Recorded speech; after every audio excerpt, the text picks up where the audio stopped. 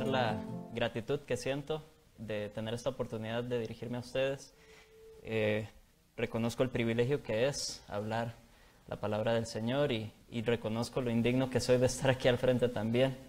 Esperemos que nuestro Dios de gracia nos hable a cada uno de nosotros hoy a través de su palabra y que podamos ser edificados y crecer. Quiero empezar con unas palabras de San Agustín que dice así: nos has hecho para ti mismo y nuestros corazones no tendrán descanso hasta que encuentren el descanso en ti.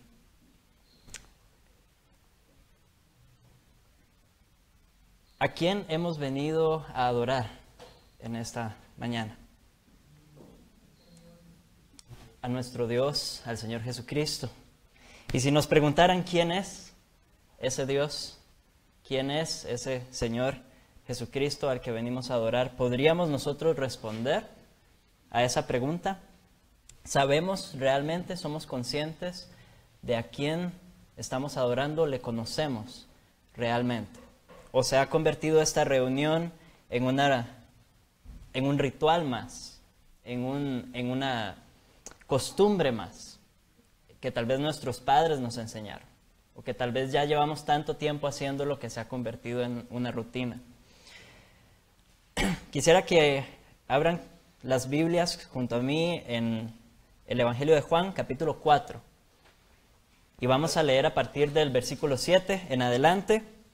No vamos a leer el pasaje completo ahorita, sino que lo vamos a ir leyendo por secciones conforme lo vayamos estudiando. Es una historia muy conocida, en realidad. Creo que todos la hemos escuchado en uno u otro momento. Es la historia de la mujer samaritana.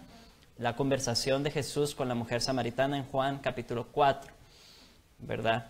Se usa mucho, de hecho, en el contexto cristiano para hablar sobre las misiones y cómo Jesús rompió barreras culturales, ¿verdad? Y trató de entablar una conversación con una mujer que era, vamos a ver, de una raza, por decirlo así, menospreciada entre los judíos. Y de hecho, era mutuo, ¿verdad? La contienda que había entre ellos o el rechazo era mutuo. Había una diferencia religiosa importante. Los samaritanos habían mezclado la religión judía con un montón de prácticas paganas de la época y entonces eran mal vistos por los judíos y a su vez los samaritanos veían mal a los judíos. De hecho, los samaritanos solo utilizaban un fragmento de las Sagradas Escrituras, solamente el Pentateuco. Era lo que tenían ellos como su Biblia. Ya los judíos tenían todos los profetas y demás.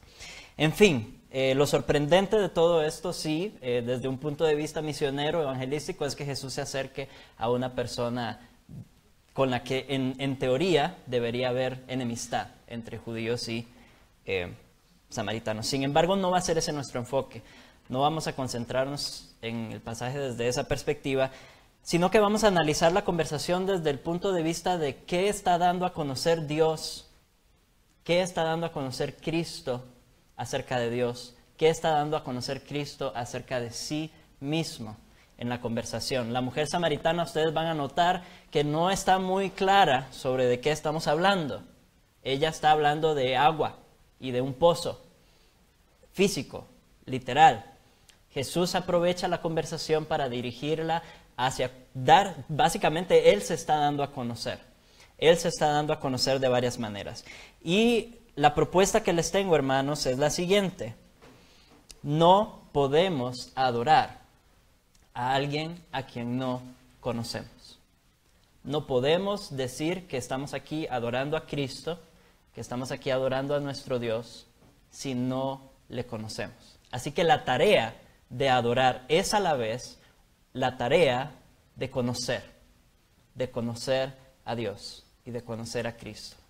A través de ese conocimiento le amaremos más y a través de ese amor, eso es nuestra adoración. De ahí nacerá nuestra adoración hacia nuestro Dios. Entonces, dice así Juan, capítulo 4, versículo 7, dice: vino una mujer de Samaria a sacar agua y Jesús le dijo: dame de beber. La mujer samaritana le dijo: ¿cómo tú, siendo judío, me pides a mí de beber, que soy mujer samaritana? Respondió Jesús y le dijo: si conocieras, atención, si conocieras el don de Dios, ¿y quién es el que te dice dame de beber? Tú le pedirías y Él te daría agua viva. Si tú conocieras, conocer y saber de alguien no es lo mismo. Nosotros sabemos de Jesús, sabemos quién es Él. Como creyentes hemos oído su historia cientos de veces, pero saber de Él no es lo mismo que conocerlo. Entonces el desafío es, hermanos, pregúntese usted a sí mismo, así como yo me estoy preguntando, ¿conozco realmente a este Dios y a este Cristo a quien he venido a adorar en esta mañana? Podemos saber que Jesús es el Hijo de Dios. Podemos saber que Jesús murió por los pecados de su pueblo. Podemos saber que Jesús resucitó. Pero para saber realmente quién es, debemos tener una relación con Él y debemos esforzarnos por conocerlo. Y Él empieza dándose a conocer con una palabra muy particular y de ahí parte nuestra relación con Dios y de ahí parte nuestra relación con Jesucristo. Él dice, si tú conocieras el don de Dios, refiriéndose a sí mismo, ¿verdad? Porque procede a explicarlo, si tú conocieras el don de Dios, ¿y quién es este? ¿Quién soy yo que estoy hablando contigo? Si supieras. La palabra don, sabemos que significa regalo, ¿verdad? Es algo que recibimos y podríamos unirlo hasta cierto punto con una expresión de la gracia de Dios. Jesús no tenía por qué estar en la tierra. Él no le debía a la humanidad presentarse en carne. Él no le debía a la humanidad salvarlos.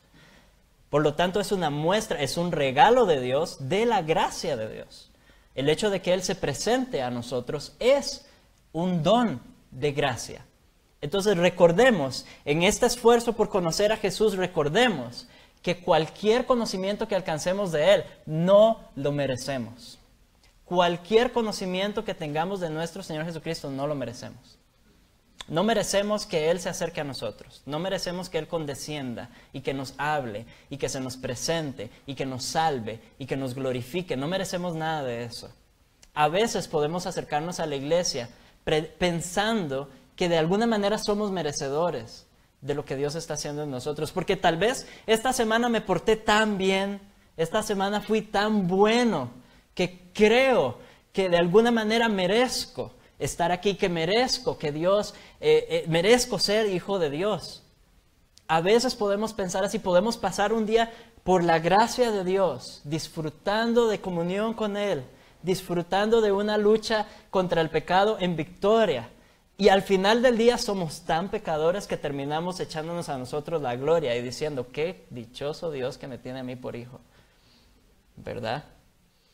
Hermanos, en ningún caso, en ningún momento de nuestro andar merecemos nosotros que Cristo se nos dé a conocer. No lo merecemos. Así que tengamos presente esa idea de que Él es un don de Dios. Esta palabra don se utiliza solamente en Hechos, unas 4 veces para referirse al Espíritu Santo. No vamos a entrar en doctrina del Espíritu Santo, eso podría ser todo un sermón, pero recordemos que el Espíritu Santo es el que sella en nosotros y asegura en nosotros esa gracia que hemos recibido de parte de Dios. Entonces, ya sea que Jesús esté hablando propiamente del don del Espíritu Santo o que esté hablando de sí mismo, en última instancia es Dios y en última instancia es su gracia la que debemos rescatar y la que debemos resaltar. Entonces, en primer lugar, Jesús se presenta como un don de Dios y en segundo lugar, Jesús se presenta como una fuente de agua. A partir del versículo 11 dice, la mujer le dijo, Señor, no tienes con qué sacarla. Ella sigue pensando en el pozo físico. No tienes con qué sacarla y el pozo es hondo. ¿De dónde pues tienes el agua viva? ¿Acaso eres tú mayor que nuestro padre Jacob? Saltemos al 13. Respondió Jesús y le dijo, cualquiera que bebiere de esta agua volverá a tener sed. Mas el que bebiere del agua que yo le daré no tendrá sed jamás, sino que el agua que yo le daré será en él una fuente de agua que salte para vida eterna. Todo el que beba de esta agua volverá a tener sed. Físicamente es así. Nosotros podemos beber agua y vamos a volver a tener sed y volvemos a beber agua y volvemos a tener sed. Así funciona. Pero hay una verdad espiritual detrás de esto también.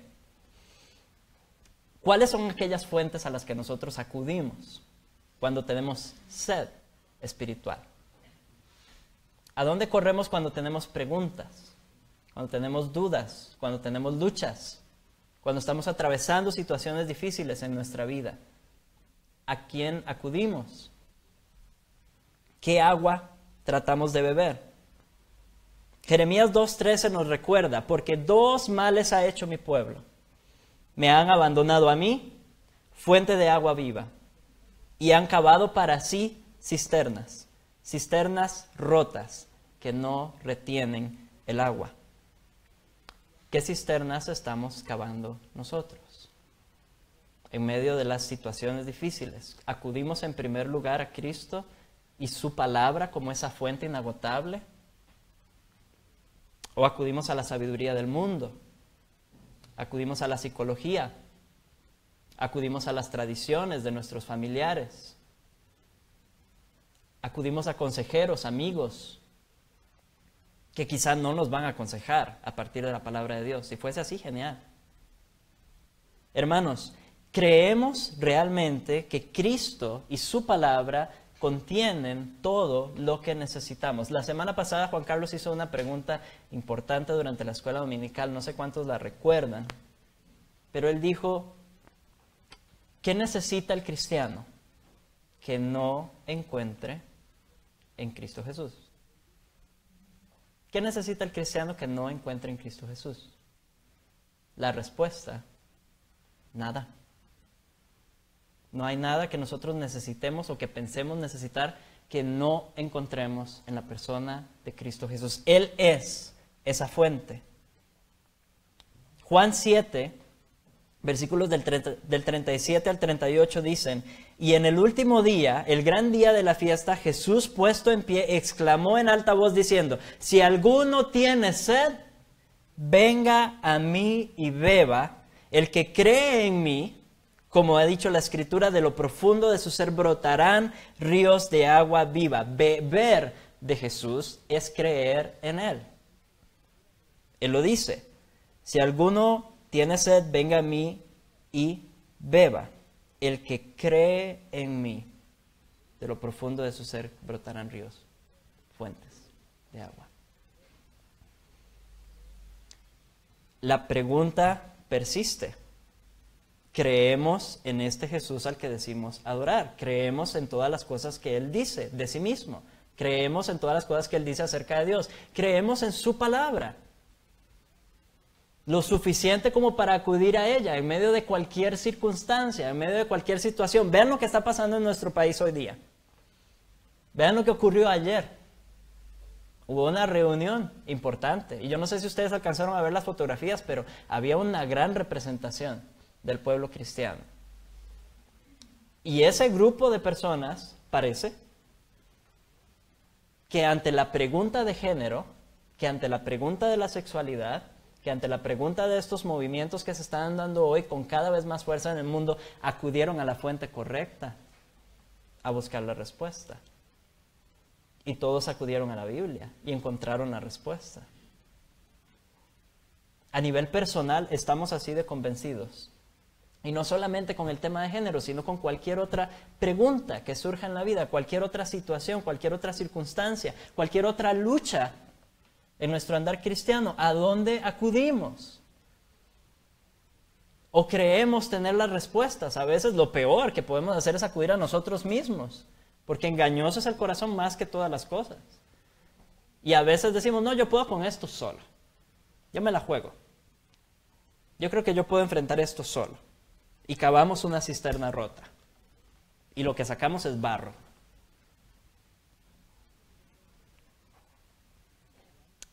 Isaías 55 del 1 al 2 es un pasaje impresionante. Me gustaría que lo busquen conmigo. Creo que la versión que tengo anotada es un poco diferente. Es la Biblia de las Américas. Entonces ahí van a perdonar un poco si hay diferencias. Isaías 55 del 1 al 2 dice: todos los sedientos venid a las aguas, y los que no tenéis dinero venid, comprad y comed. Venid, comprad vino y leche sin dinero y sin costo alguno. ¿Por qué gastáis dinero en lo que no es pan y vuestro salario en lo que no sacia? Escuchadme atentamente y comed lo que es bueno, y se deleitará vuestra alma en la abundancia. Inclinad vuestro oído y venid a mí, escuchad y vivirá vuestra alma. La palabra de Dios, Cristo mismo, la palabra encarnada, es una fuente inagotable. Y a veces lo tratamos como algo solamente de domingo, como un libro, no sé, con enseñanzas moralistas, como un excelente ejemplo a la persona de Jesucristo, un gran ejemplo a seguir. Pero es más que eso. Él es la fuente que sacia realmente. ¿Y por qué? Pregunta el profeta. Y nosotros hagamos esa pregunta. ¿Por qué estamos gastando energías, dinero, tiempo, buscando respuestas y tratando de saciar nuestra sed en cosas que no sacian? Es nuestra necedad. Somos así de necios. Y de nuevo, vuelvo a lo que leímos antes. Cavamos cisternas, cavamos y cavamos y cavamos cisternas rotas, en lugar de acudir a aquel que ha prometido saciarnos. Jesús lo dijo así: el que bebe de mí no tendrá sed jamás. El que beba de esta agua vuelve a tener sed. Y así funciona la sabiduría del mundo. Y así funciona cualquier fuente alterna en la que intentemos saciarnos. Nos sacia. Y ustedes lo saben tan bien como yo. Lo han intentado. Todos lo hemos buscado de una u otra manera. Y sabemos que nos sacia. Sabemos que no es suficiente. Peor aún cuando se trata de pecado. Muchas veces acudimos al mismo pecado para saciarnos. En medio de una situación difícil, no oramos, voy y peco. Voy y meto la pata, como decimos vulgarmente. Nunca nos vamos a saciar de esa manera. Debemos tomar a Cristo por su palabra, por lo que Él está diciendo de sí mismo, por cómo se está dando a conocer. Y el Padre que me envió, dice Juan 5, 37 al 40, y el Padre que me envió, ese ha dado testimonio de mí, y su palabra no la tenéis morando en vosotros, porque no creéis en aquel que Él envió, o sea, Cristo.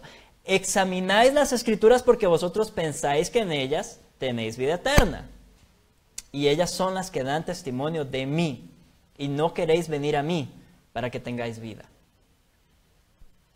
El mismo reclamo que le hizo a los fariseos, puede que nos lo esté haciendo a nosotros hoy, nuestro Señor Jesucristo. La palabra de Dios tiene un mensaje y un personaje principal, y es Cristo. Y es en su persona, en su manifestación en nuestras vidas, en su realidad, su presencia real por medio de su Espíritu Santo en nuestras vidas. Es ahí donde tenemos la respuesta, el agua que da vida, el agua que sacia.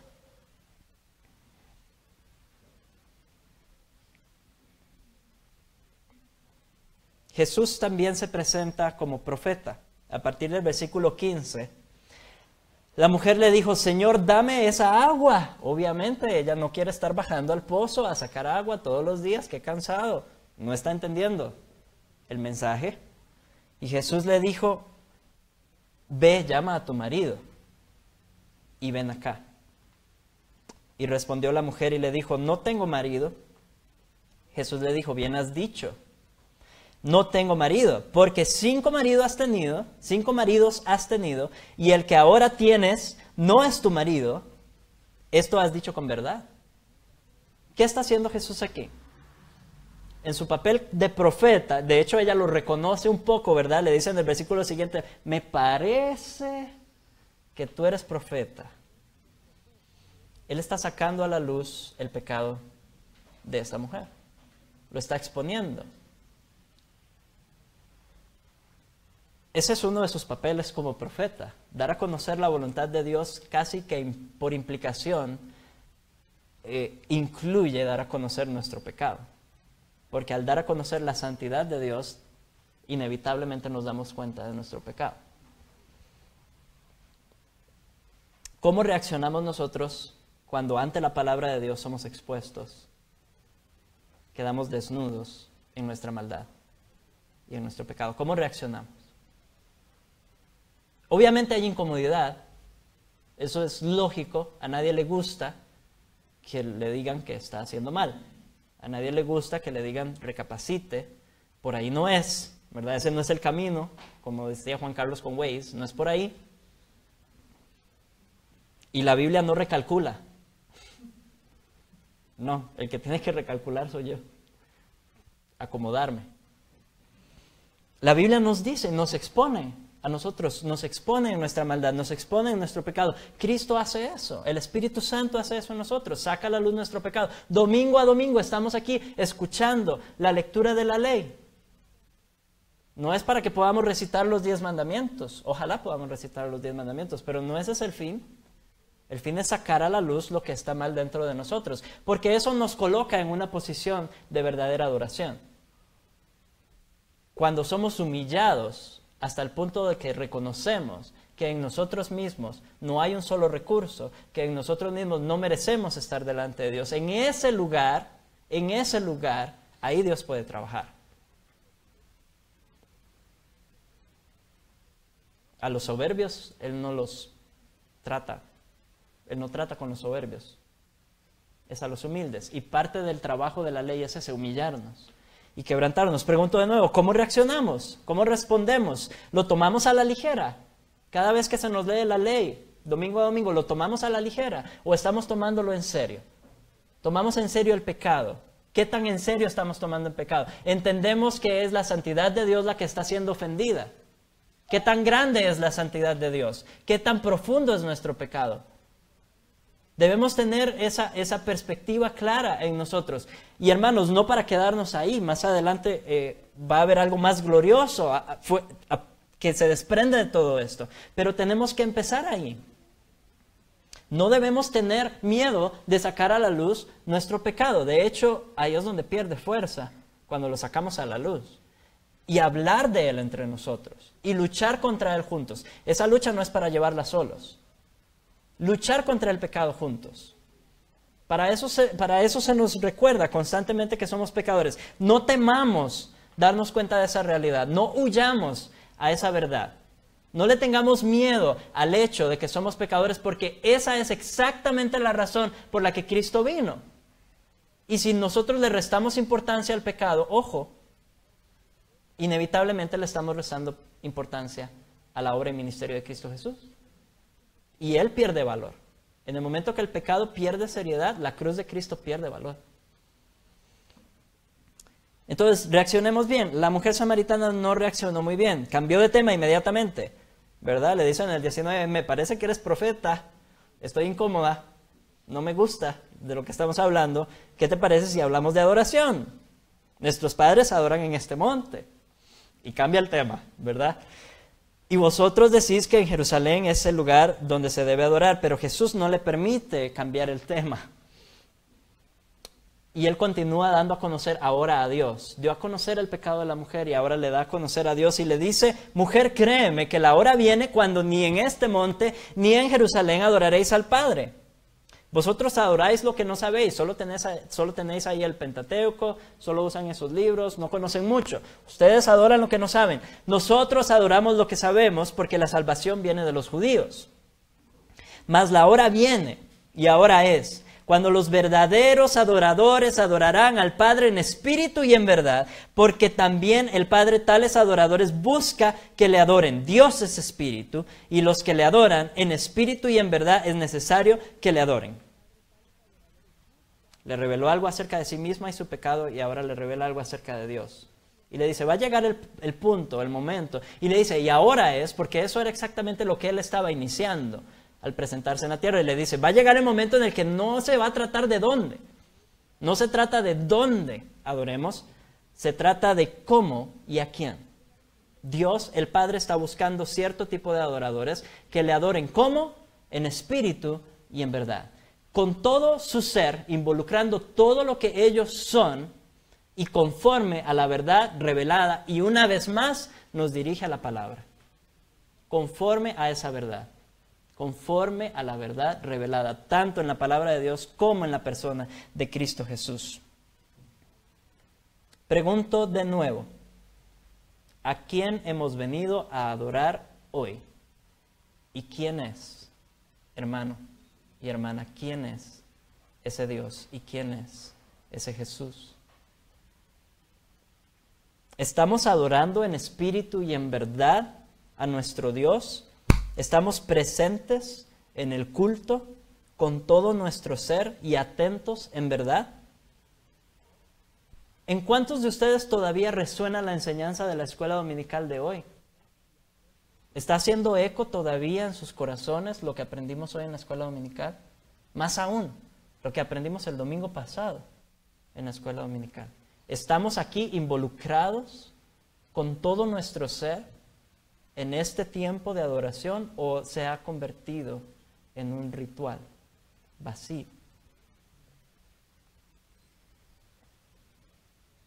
¿Recuerdan el llamado a la adoración de esta mañana? ¿Recuerdan el llamado de nuestro Dios a alabarle cuando iniciamos el culto? No me conteste. ¿Prestaron atención a la letra de los cantos que hemos entonado? ¿Recuerdan los cantos? ¿Van a ir tarareando los cantos a su casa esta tarde? En espíritu y en verdad. Tales adoradores busca a Dios que le adoren. Si no podemos adorar en este lugar y momento apartados específicamente para eso, ¿cómo vamos a hacerlo durante la semana? Cuando la rutina de la vida, el trabajo, las situaciones que surgen, cuando todo eso empiece a envolvernos, ¿cómo vamos a adorar ahí? Si no podemos adorar aquí, hoy, en este momento apartado específicamente para eso. Y es un desafío para cada uno de nosotros, porque hay distracciones externas y hay distracciones internas. Es un desafío. Pero tales adoradores busca Dios que le adoren. Hermanos, en el versículo 25 la mujer le dice, sé que el Mesías viene, el que es llamado Cristo. Cuando Él venga nos declarará todas las cosas. En otras palabras, no estoy entendiendo muy bien lo que me está diciendo. Y Jesús le dice, yo soy el que habla contigo. ¿Cómo podemos adorar a Dios durante la semana si no podemos adorarle hoy? La respuesta es, por un lado, no podemos. No podemos. Es un desafío imposible. Pero Cristo dice, yo soy el Mesías. Yo soy el que fue ungido para mediar entre ustedes y Dios. Yo soy el profeta, sacerdote y rey que intercede por ustedes. Yo soy. Jesucristo está vivo hoy y su ministerio continúa hoy, intercediendo por nosotros. Así que el círculo se completa y terminamos donde empezamos. ¿Estamos acudiendo a esa fuente que es Jesucristo? El único que puede hacer que nuestra adoración sea aceptable ante Dios, no solamente hoy, sino todos los días de la semana. Tenemos a un Mesías poderoso, tenemos a Jesucristo de nuestro lado, actuando por nosotros, a nuestro favor. Acudamos a Él, dependamos de Él, descansemos en Él, bebamos de Él. No solamente hoy, no solamente ahorita que están escuchando el sermón, todos los días acudan a esa fuente inagotable que es la palabra de Dios y busquen a Cristo en medio de esas páginas. Ahí está su revelación. Ahí Él se da a conocer y da a conocer a Dios. Y entonces podremos adorar al Dios que conocemos. Podremos adorar a ese Cristo revelado en las Escrituras. El versículo 28. Entonces la mujer dejó su cántaro. Y ahí sí entendió, porque se fue corriendo para la ciudad y empezó a predicarle a todo el mundo y diciéndole, vengan conmigo, creo que encontré al Cristo. Vengan conmigo. Posiblemente llamó a todos sus ex compañeros de vida, ex maridos, y al que ahora era su amante, posiblemente. Y a todos los hombres de la ciudad, dice que los llamó y les dijo, vengan. Pero lo importante es que dejó su cántaro. Dejó su cántaro botado. Hay una realidad espiritual detrás de eso para nosotros. Hermanos, dejemos de tratar de conocer a Dios en nuestros términos.